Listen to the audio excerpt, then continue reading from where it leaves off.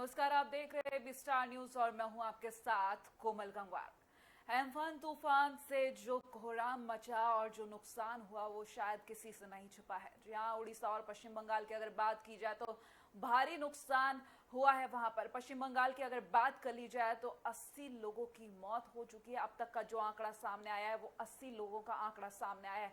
इसके अलावा आपको बता दें कि पहले ही सरकार की तरफ से अंदेशा जताया गया था कि उड़ीसा और पश्चिम बंगाल के तटीय क्षेत्रों में भारी जल भराव हो सकता है और बहुत बड़ा नुकसान हो सकता है, जिसको देखते हुए वहां के कई लोगों को हटाया गया था ताकि उनकी जान को कोई भी खतरा ना हो। लेकिन फिर भी जब ये तूफान बुधवार को आया है, उसके बाद जो नुकसान हुआ है वो देख सकते हैं सभी कि किस तरीके से घरों की छतें गिरी हैं, पेड़ गिरे हैं और इमारतें ढह गई हैं। इस तरीके का भारी नुकसान देखने को मिला। आपको बता दें, पीएम नरेंद्र मोदी ने आज पश्चिम बंगाल का हवाई दौरा किया है, जिसके बाद उन्होंने एक प्रेस कॉन्फ्रेंस भी की है जहां खुद पश्चिम बंगाल की मुख्यमंत्री ममता बनर्जी उनके साथ मौजूद थी। जहां जनता को संबोधित करते हुए पीएम नरेंद्र मोदी ने कहा है कि 1000 करोड़ की राहत, जी हां, एडवांस असिस्टेंस के रूप में 1000 करोड़ की राहत पश्चिम बंगाल के लिए उन्होंने घोषित की है। पश्चिम बंगाल में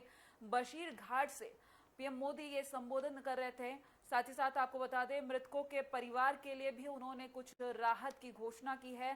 पीएम राहत कोष से मृतकों के परिवार को 2-2 लाख रुपए की राशि दी जाएगी। घायलों के परिवार को, जो घायल हैं, उनको 50,000 रुपए की राशि दी जाएगी। इसके अलावा पूरे पश्चिम बंगाल के जो पीड़ित इलाके हैं जहां भारी नुकसान हुआ है, उनके लिए केंद्र की तरफ से एक टीम गठित की जाएगी। वो टीमें अलग अलग, जो टीम गठित की जाएगी उनमें कई पार्ट्स डिवाइड किए जाएंगे। वो टीमें अलग अलग इलाकों में जाएंगी और जायजा लेंगी कितना नुकसान हुआ है। अभी 1000 करोड़ की राहत का ऐलान किया गया है पीएम की तरफ से। आगे नुकसान का जायजा लिया जाएगा और उसके अनुसार और भी राहत की घोषणा की जा सकती है। लेकिन आपको बता दें, यहाँ पर लगभग पश्चिम बंगाल में 1 लाख करोड़ के नुकसान का अंदाजा लगाया जा रहा है। अगर पश्चिम बंगाल की सरकार का माने तो 1 लाख करोड़ का नुकसान अब तक हो चुका है।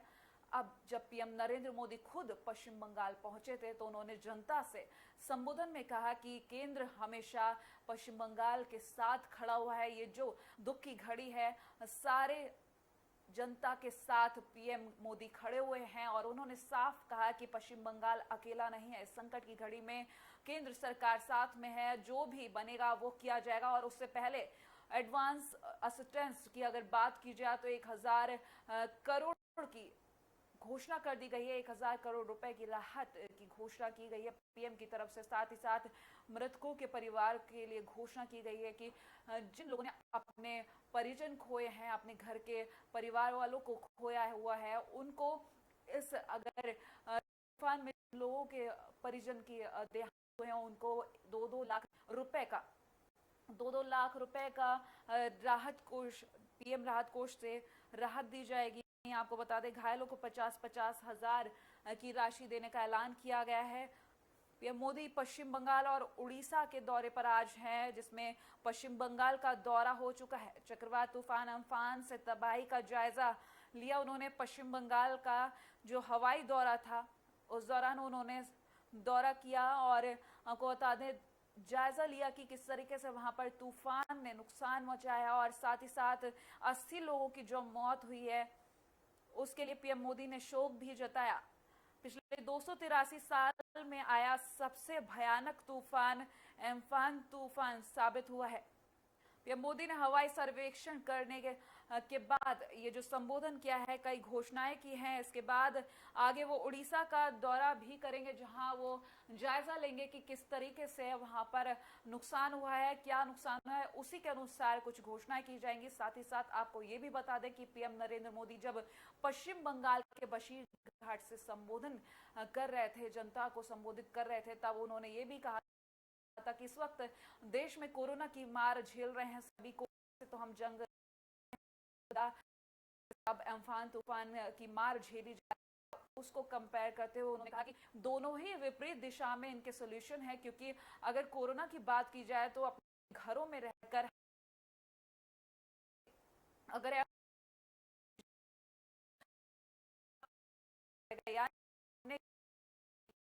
शिफ्ट होना से हमें उसको हैंडल है, कंट्रोल करना है, वो भी बताया।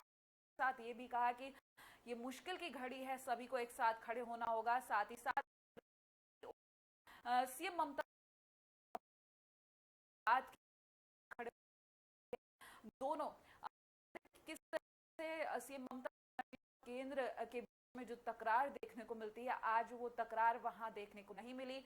जब पीएम मोदी जनता को संबोधित कर रहे थे, वहां से जब उन्होंने वो कॉन्फ्रेंस शुरू की, तो देखने वाली बात थी कि किस तरीके से उन्होंने साफ लफ्जों में कहा कि हम पश्चिम बंगाल के साथ खड़े हुए हैं, जी हाँ, की जनता के साथ खड़े हुए हैं, और जो भी नुकसान हुआ है केंद्र पूरी मदद करेगा, क्योंकि आने वाले समय में भी हम कोरोना से जंग लड़ ही रहे होंगे, क्योंकि कोरोना के साथ जीने की बात कही गई थी सरकार की तरफ से, क्योंकि कोरोना इस तरीके से आसानी से खत्म नहीं हो सकता। हालांकि ढील जरूर दी जा रही है, लेकिन आंकड़े कम नहीं हुए, क्योंकि आंकड़ों को देखते हुए सरकार की तरफ से यही कहा गया था कि कोरोना के साथ हमें जीने की आदत डालनी होगी, सतर्क रहने की जरूरत है, सावधान रहेंगे तभी सुरक्षित रहेंगे। लेकिन इसके साथ साथ जो भी प्राकृतिक आपदाएं आएंगी उनका भी हमें सामना करना पड़ेगा।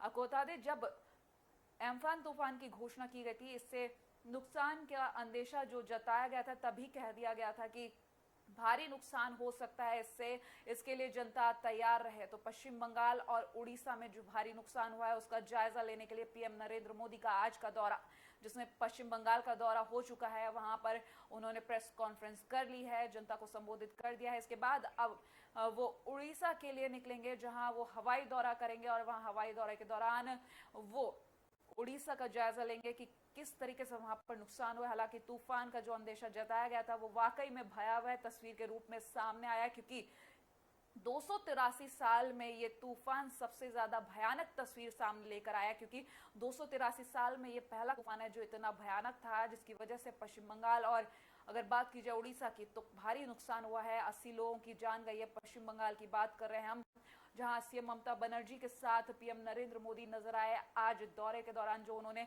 बैठक की है, उन्होंने प्रेस कॉन्फ्रेंस की, वहां साफ उन्होंने कहा कि जो भी प्राकृतिक आपदा है केंद्र सरकार की तरफ से जो भी होगा किया जाएगा। साथ ही साथ आपको यहां बता दें, पश्चिम बंगाल में जिन लोगों की मौत हुई है उनके परिजनों को 2-2 लाख रुपए का पीएम राहत कोष से फंड देने की बात की गई है।